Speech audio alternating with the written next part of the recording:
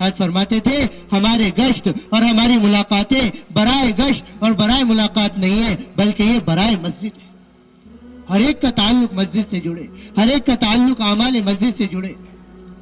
حضرت مولوی صاحب رحمۃ اللہ علیہ فرمایا کرتے تھے میں یہ نہیں کہتا کہ آج کی مساجد نہیں ہے اور آج کے نمازی نہیں ہے، بلکہ میں یہ کہتا ہوں کہ حضور کے زمانے میں جو مساجد تھی آج کے زمانے میں وہ مساجد نہیں ہے، اور حضور کے زمانے میں جو نمازی تھے آج کے زمانے میں وہ نمازی نہیں ہے، کہ ہر ایک اپنی حاجت اور اپنا مسئلہ اعمال مسجد کے ذریعے سے مسجد میں آ کر حل کروا رہا۔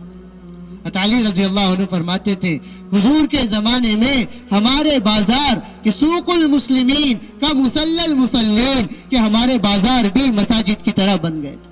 کیونکہ بازار میں کوئی شخص ایسا تھا ہی نہیں کہ جس کا تعلق مسجد سے نہ،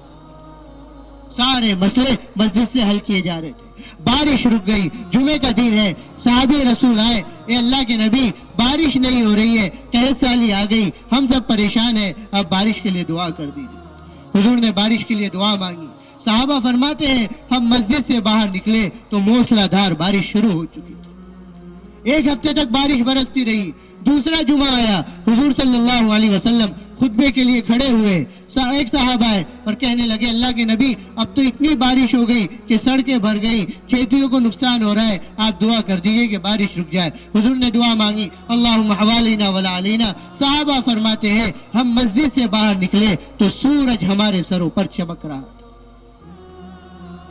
ہر ایک کو مسجد سے جوڑا تھا اور ہر ایک کو اعمال مسجد سے جوڑا تھا۔ سمامہ بن اسال قبیلے کے سردار حضور کی دعوت کا انکار کر رہے ہیں، ان تقتل زاد من وان تنعم تنعم علی شاکرین، آپ کا قیدی ہوں، اگر آپ نے قتل کر دیا اور چھوڑ دیا تو شکر گزار۔ 3 دن تک صحابہ کے اعمال، مسجد نبوی کے اعمال دیکھتے رہے۔ مسجد نبوی میں میرے دوستوں بزرگوں قالین نہیں تھے اور رنگ برنگی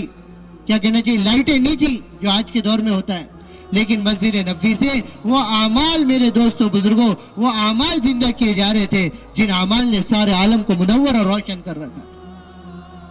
3 دن کے بعد سمامہ بن اسال مسجد کے باہر گئے، غسل کیا، کپڑے بدلے اور کلمہ پڑھ کر مسلمان ہو گئے۔ میرے دوستوں بزرگوں ہمارے حضرت فرماتے ہیں ایک ضدی غیر ایمان والا جب مسجد کے ماحول میں آ کر ایمان میں داخل ہو سکتا ہے، میرے دوستوں بزرگوں ایک ایمان والا جس کو اللہ نے پہلے سے ایمان کی دولت دے رکھی ہے وہ مسجد کے ماحول میں آ کر اپنی زندگی کیوں کر نہیں بدل سکتا؟ ہماری مسجدوں میں ایمان کے حلقے ہو، ہماری مساجد میں قرآن مجید کے حلقے ہو۔ ہم اپنے علماء کرام سے درخواست کریں مسجد کی آبادی کی محنت کے ساتھ مسائل کے حلقے ہماری مساجد میں 24 گھنٹے ہماری مسجدیں آباد رہیں،